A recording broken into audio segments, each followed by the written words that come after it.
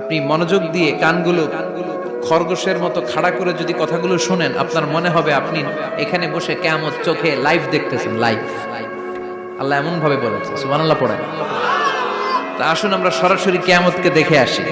আসলে কিয়ামতটা কেমন বর্ণনা করছেন কে? আল্লাহ। সূরার নাম হচ্ছে সূরাতুল কারিয়া। কি নাম? আওয়াজ করে উত্তর দিতে হবে। সূরার নাম আল কারিয়া। চিৎকার মেরে বলেন সূরার নাম কি? আল কারিয়া। এটা মাক্কি সূরা। কি সূরা? বিশ্বনবীর জীবনের দুইটা পর্ব, একটা মাক্কি পর্ব আর একটা মাদানী পর্ব। এটা মাদানী পর্বে নাজিল হয়নি, এটা নাজিল হয়েছে মাক্কি পর্বে। এই সূরার আয়াত সংখ্যা 11। এটা কোরআনের 101 নম্বর সূরা। এটা আল কুরআন আল কারীমের 30তম পারায় অবস্থিত একটা সূরা। আমাদের অনেকেরই মাশাআল্লাহ মুখস্থ আছে না? ইমাম সাহেব নামাজে প্রায় পড়ে, অনেকেরই মুখস্থ। শুনতে শুনতে কবে যে মুখস্থ হয়েছে আমাদের নিজেরাও জানি না। সুবহানাল্লাহ পড়েন। কোরআনের ভেতরে খালি বরকত, এটার সাথে লাগলেই বরকত, মসজিদে গেলেই বরকত। মনের অজান্তে আমরা এই সূরাকে মুখস্থ করে ফেলেছি। কিন্তু এই সূরার ভেতরে যে আল্লাহ কোরআনের কিয়ামতের এত চমৎকার নকশা এঁকেছেন, এত প্রামাণ্য বর্ণনা দিয়েছেন, এটা আমরা অনেকে জানিই না। আসুন আমরা এই সূরার আলোকে দেখার চেষ্টা করি যে কিয়ামতটা কিরকম হবে। আল্লাহ একটা শব্দকে এই সূরার শুরুতে 3 বার উল্লেখ করে আমাদের দৃষ্টি আকর্ষণ করেছেন। আল্লাহ tried to draw our attention by mentioning 3 times a word, and that is al-qari'ah. al-qari'ah শব্দটাকে তিনি 3 বার উল্লেখ করে আমাদের দৃষ্টি আকর্ষণ করেছেন। একটা শব্দ 3 বার বললে মানুষের দৃষ্টি আকর্ষিত হয় না? যেহেতু এটা আরব দেশে নাজিল হয়েছে, আবার মক্কায়, মক্কার লোকেরা আরবি বুঝে, তাদেরকে প্রথম বলা হলো আল কারিয়া। তারা ফিরে তাকালো, কি আল কারিয়া? আবার বলা হলো মাল কারিয়া। কি মাল কারিয়া? আবার বলা হলো ওয়ামা আদরাকা মাল কারিয়া। আবার তারা ফিরে তাকালো। দৃষ্টি আকর্ষণের জন্য আল্লাহ তাআলা 3 বার এই শব্দটা বলেছেন। এজন্য এই শব্দের একটা সিগনিফিকেন্স, একটা গুরুত্ব, অর্থবহ একটা মানদণ্ড আছে না নাই? আল কারিয়া শব্দের অর্থ হচ্ছে বিকট আওয়াজ। আল কারিয়া মানে কি? কথা বলেন, আরো জোরে বলেন। বিকট আওয়াজ।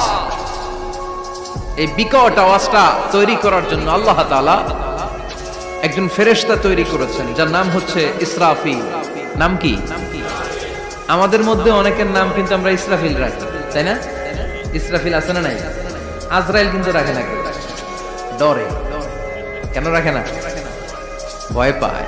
কিন্তু ইসরাফিল আছে, আমার পরিচিত অনেকে আছে ইসরাফিল।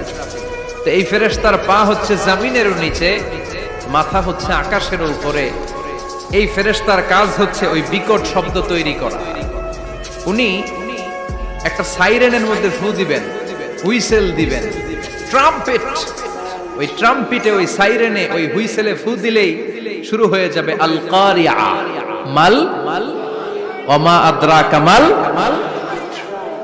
এই ফেরেশতার দায়িত্বই হচ্ছে ওই বাঁশির মধ্যে ফু দেয়া। Whistle, siren, trumpet. আরবিতে এটাকে বলা হয় আসুর।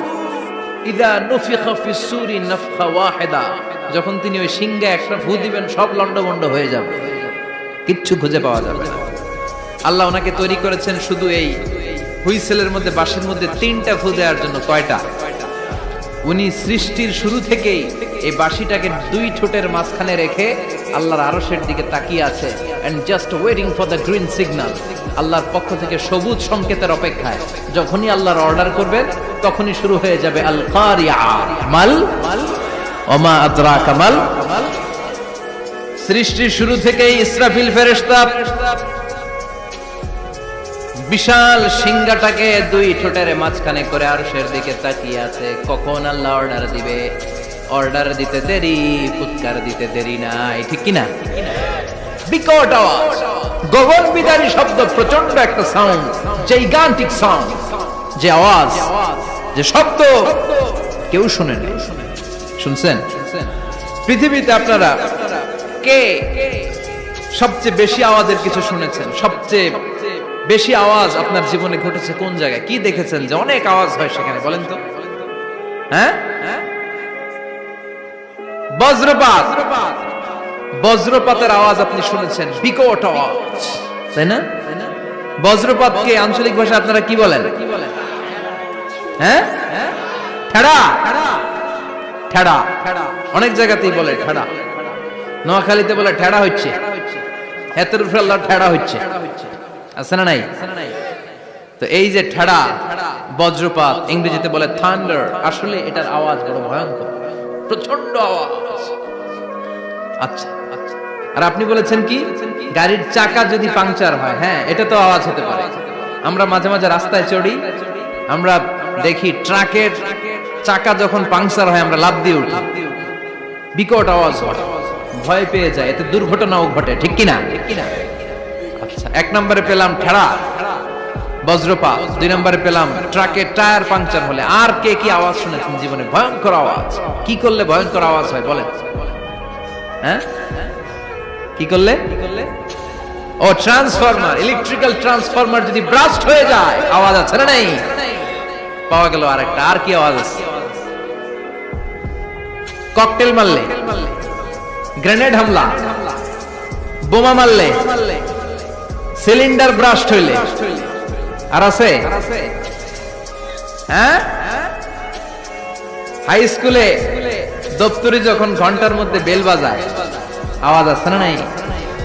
হাতুড়ি দিয়ে লোহার মধ্যে বাড়ি মারলে আওয়াজ আছে না নাই? এগুলো হচ্ছে আমাদের ক্যাপাসিটিতে, হিউম্যান ক্যাপাসিটিতে আমাদের দেখা সবচেয়ে বড় আওয়াজ। কিয়ামতের দিন যে হবে আল কারিয়া, এই আল কারিয়ার আওয়াজ কি এই আওয়াজগুলোর মতো? চিল্লায় বলেন, এই আওয়াজের মতো। এজন্য আল্লাহ বললেন, আল কারিআতু মাল কারিআতু ওয়া মা আদরাকা মাল কারিয়া। সে আওয়াজটা ভয়ঙ্কর আওয়াজ। এটা বজ্রপাতের মতো না, এটা ট্রাকের টায়ার পাংচার হলে যে আওয়াজ হয় ওই আওয়াজের মতো না, গ্যাসের সিলিন্ডার ব্রাস্ট হয়ে গেলে যে আওয়াজ হয় ওই আওয়াজের মতো না, প্রাইমারি স্কুলে দপ্তরে যখন ছুটির ঘন্টা বাজায় ওই আওয়াজের মতো না। ওই আওয়াজটা এমন আওয়াজ, ওই আওয়াজ পৃথিবীর কেউ শোনে নাই। সেটার নাম হচ্ছে আল কারিয়া, মাল ওমা আদরাকা মাল, বিকট আওয়াজ, বিকট ভয়ঙ্কর ট্রাম্পিট। এই সাইরেনে ফু দেয়া হবে, প্রথম ফু দেওয়ার সাথে সাথেই লন্ডভন্ড হয়ে যাবে। এই ইসরাফিলকে তৈরি করা হয়েছে শুধুমাত্র কেবলমাত্র 3টা ফু দেওয়ার জন্য। চিল্লায় বলতে হবে কয়টা? এই ফেরেশতার আর কোনো কাজ নাই। তার আর কোনো কাজ আছে? ঠিক যে মুহূর্তে, এখন আমার ঘড়িতে বাজে 9:50, রাত 9:50, ঠিক এই মুহূর্তে যখন আমরা তাফসীর শুনছি, ঠিক এই মুহূর্তেও ইসরাফিল ফেরেশতা সিংহাটাকে 2 ঠোঁটের মধ্যে লাগিয়ে আল্লাহর আরশের দিকে তাকিয়ে আছে। ওই যে সৃষ্টি শুরু থেকে তাকিয়ে আছে, আজ অবধি তাকিয়ে আছে। যখনই গ্রিন সিগন্যাল আসবে মুহূর্তেই শুরু হয়ে যাবে আল কারিয়া, মাল ওয়া মা আদরাকা মাল। আল্লাহ বললেন সে আওয়াজটা হবে বড্ড ভয়ঙ্কর।